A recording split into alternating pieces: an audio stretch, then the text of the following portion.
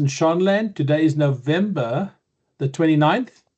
My guest today is Bill Swelbar, who is Chief Industry Analyst at the Swelbar Consultancy, which is a commercial aviation economic analysis and research firm. And for anybody who knows anything about US aviation, they know this man, Bill Swelbar. Bill, Very we're going to talk about one of your favorite subjects, one of my favorite subjects, scope clause. Now, as I shared with you before the call, I had asked Alpa to talk about this, and they have not given me the courtesy of a response. I couldn't So be more surprised, Addison. go figure, right? Right. So you know what we're going to do today? You and I are going to put fingernails on the blackboard, and we're just going to go through those same questions and see how we have fun with this. Sure. So let's start off. Can you give us a background on when did scope clause start and what was the story there?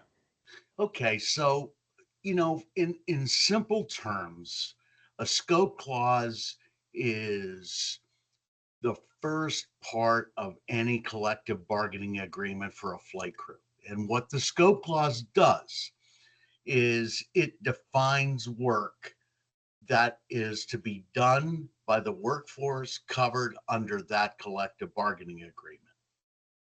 So scope clauses have come into focus for many, primarily over regional flying that's done.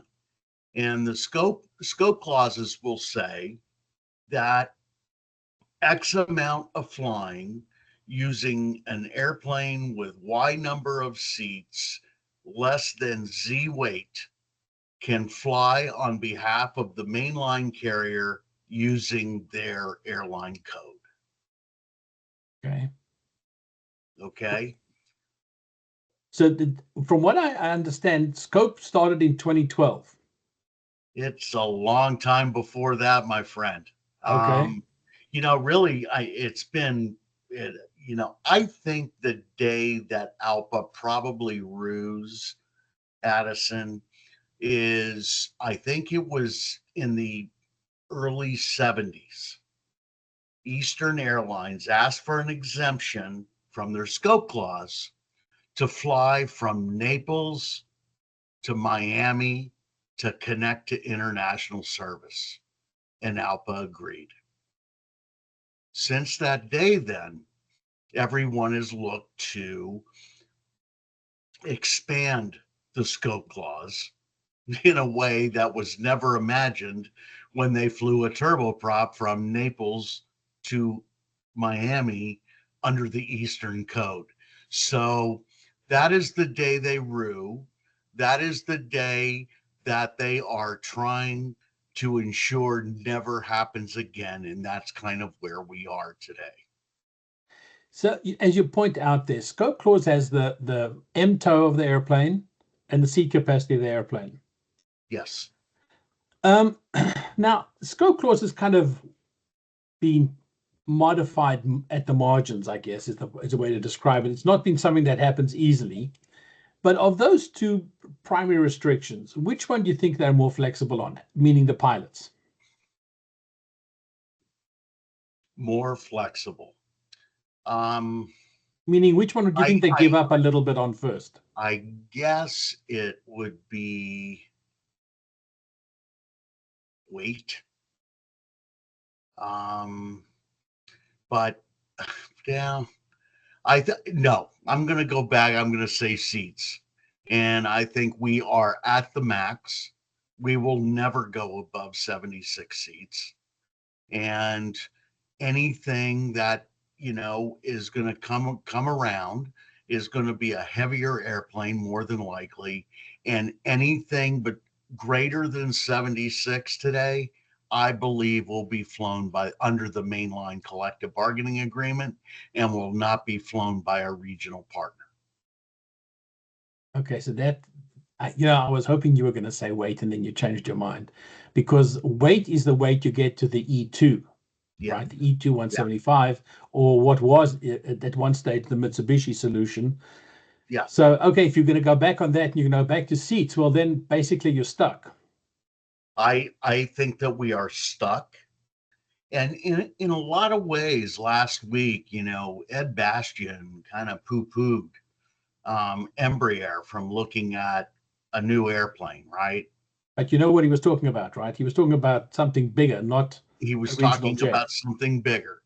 And I think what it is that I and I read through that to say, yeah, if there's going to be something bigger, it's going to be flown at the main line. It's not going to be flown at the regional level. Right. We are done. There will be no more scope clause negotiation, except maybe some minimal stuff. Everything is going to be tied to the growth of the main line. And, scope is an expensive item to negotiate. And what management has to give up to get relief in scope is very expensive. Right. And I think we've reached the day where the expense exceeds the benefit, and anything now will go to the main line. Right. Well, the thing is that we know, I mean, it's just the law of economics. Market aberrations create a price, and then you come up with economic substitutes. That's Yes, just what's going to happen. that's what's going to happen. So now to the point of Bastian, of course, he can afford to say what he said because guess what? He's got the 220-100, which can cherry pick all the best routes, and he's got a product that is going to be significantly better than any regional jet. So if you can pick up a good revenue passenger at the beginning of the trip, you're going to keep them all the way through Atlanta, through Detroit, through Boston, wherever worldwide, right? That's right. So that's working for him, and he has no incentive to make any to rock that boat. And the other thing that's interesting is that what you're saying or suggest here is that Embraer really has a monopoly going forward in the regional jet business. I think they do, yeah. And it has everything to do with the product, right? I mean, it's a great product, and it allows two-class service. It can go as far as three-class service, and now we're starting to see any of the Bombardier shells turn into CRJ 550s, which is an amazing seating configuration. But that's what it is. That's where we are going forward. It's a premium product in a small community market that has never been present like this before, and it plays right into the hands of Delta and United. Okay, but now think about what you just said, right? Premium product. That means those 300 plus communities that have lost air service in this scenario, they're never going to get air service again because they are not necessarily premium markets, unless, of Yeah, course, you're a member of Congress in your town. yeah. Well, the one thing, Addison, I think we need to take a little time on here. And yes, the headline story is 300 communities of lost service. That's not true. I mean, it's a great RAA headline. Yeah. There are maybe 300 airports that might have lost a city pair being flown, but they haven't gone dark. And that is one of the things that I find absolutely amazing. I was wrong. I cover this sector a lot. And we can't count on 5 hands the number of airports that went dark over losing regional service during the pandemic. Didn't That, happen. that's fascinating. I mean, it really is. And the airlines were brilliant here, right? It's like if one airline said, I'm not going to serve this airport, the other airline stayed. And it's like, really, other than, there was Dubuque, who now just got Denver Air, but, Dubuque lost their air service. They went dark. There's a couple other ones out there. But for the most part, airports haven't gone dark. They have less choice, but they're still connected to the grid. And uh, they can use the 550 as much as they want for all intents and purposes. Right. They are limited on the 76 seat Right. between 51 and 76. And that's probably going forward is going to be tied to the growth of the mainline fleet. That's the easy way out. You give me mainline pilot more flying, okay. Let SkyWest have 10 more airplanes. Right. Well, yes, SkyWest, the beast that no one knows about, right? That's right. So one of the things that it intrigues me is the current scope clause, like it's restricting anything new in the new regional jet manufacturing business. And the US accounts for about 70% of regional flying worldwide. So if you don't make a US airplane, scope compliant US regional jet, that's it. You're not going to have anything, right? I think that's exactly right. As certainly the last 30 years have said that's true. And Alpa, of course, doesn't care. Oh, Alpa wants nothing more than not to have to deal with this issue. Um, you know, they are the winner here. Through the increase in wages.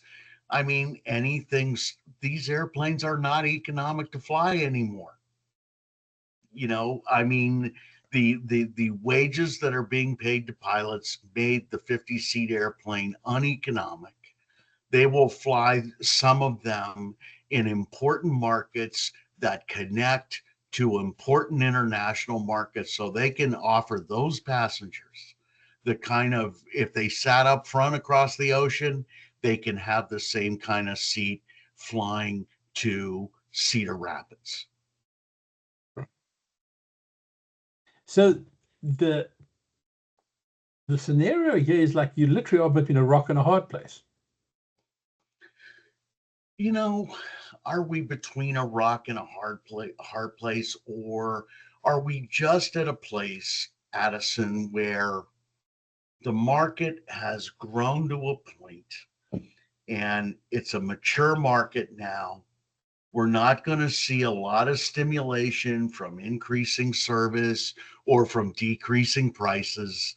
We're not going to see that kind of growth that we did, for 30 years. I think those days are behind us, and the regional business will be there, but it will be today. It's maybe, if you combine the flying of the 50 and the 76 seat airplane, let's call it, 65% of what it was. I think in 2019, the regional business was the biggest it will ever be. We have gone by the historic high. Right.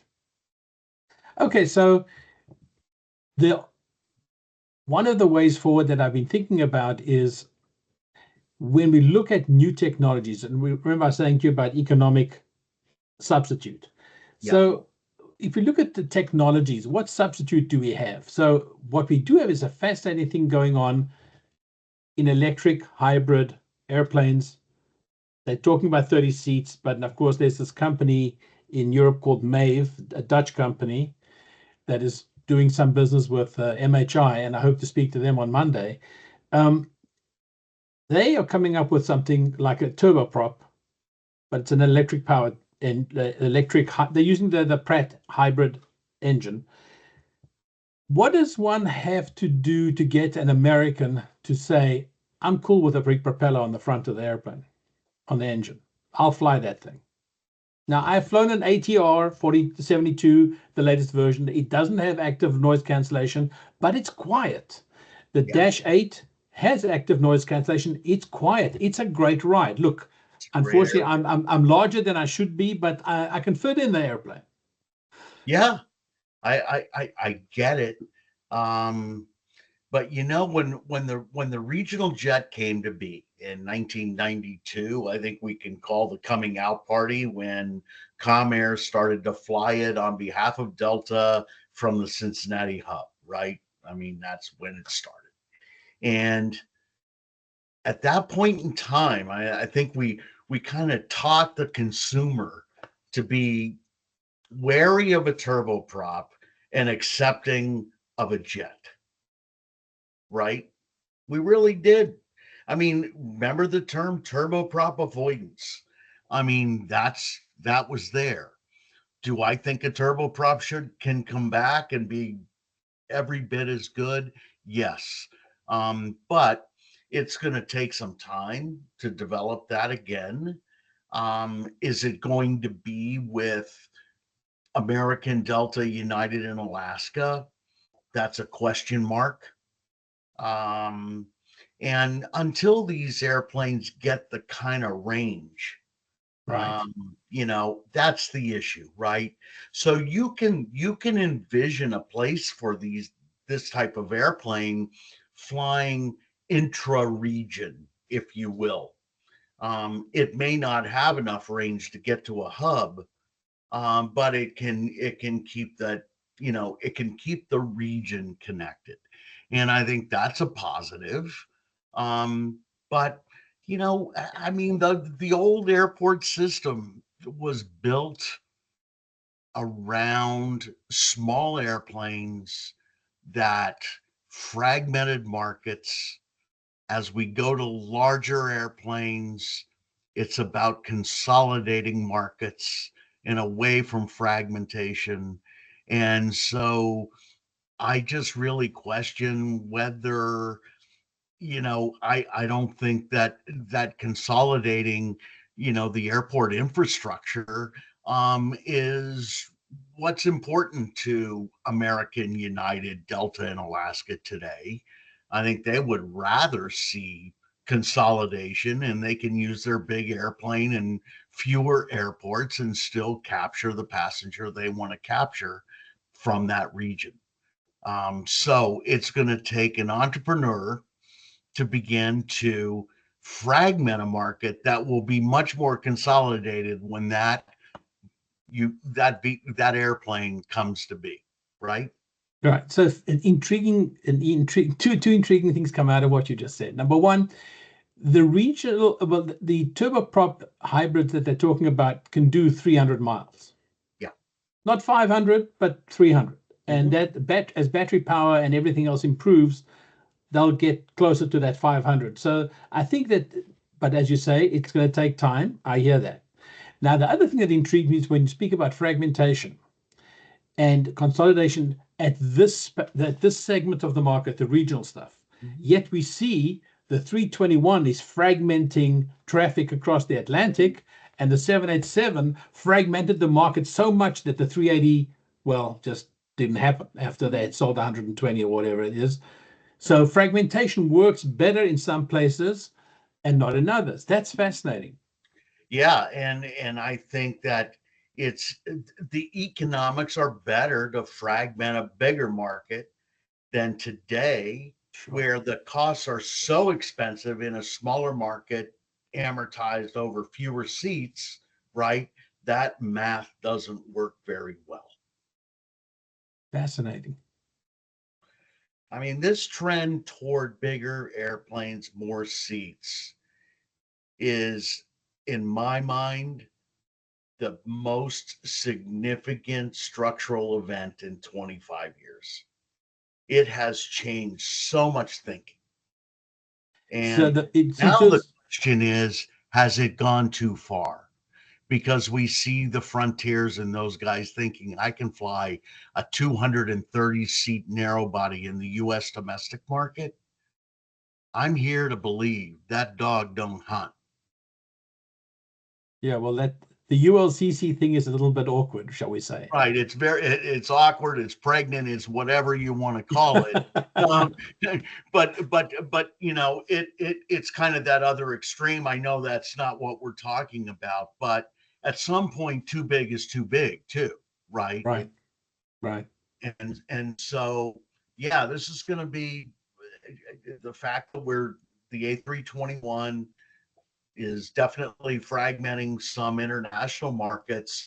But what I think is kind of cool about it is that we're gonna see some airports out there that probably never imagined having a transoceanic service, getting transoceanic service. Oh, yeah.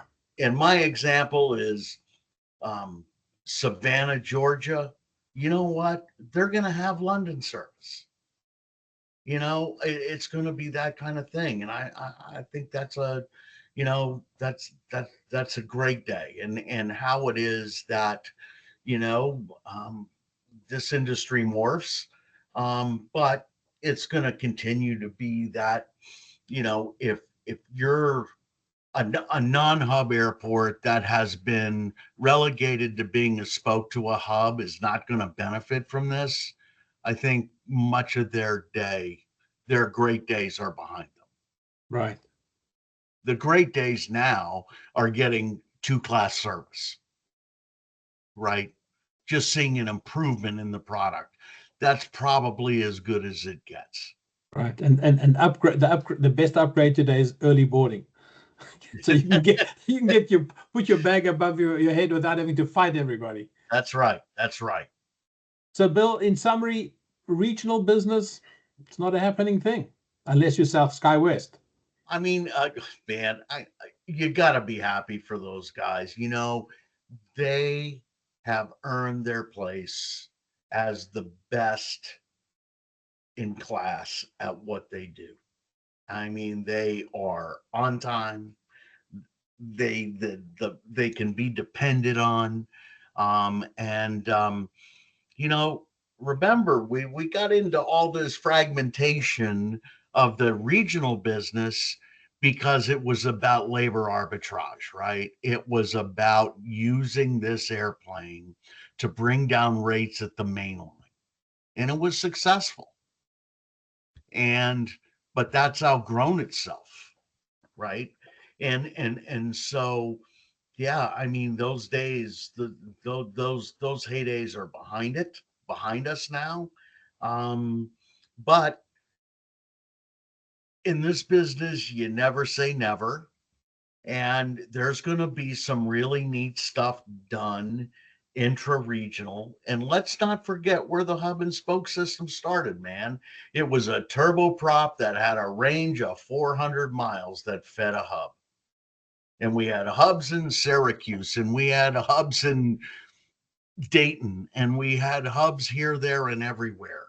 And it was largely built on the backbone of an airplane that had limited range. And then came the regional jet, and the regional jet introduced range. It introduced hub competition.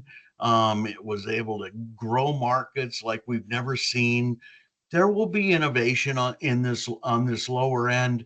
That's just not where the mindset is today, or at least through my lens. Well, sir, that's a fantastic, fascinating conversation. Thank you so much for making time for me on a half a holiday. Hey, man, happy holidays to you, Addison. Thanks. Yeah.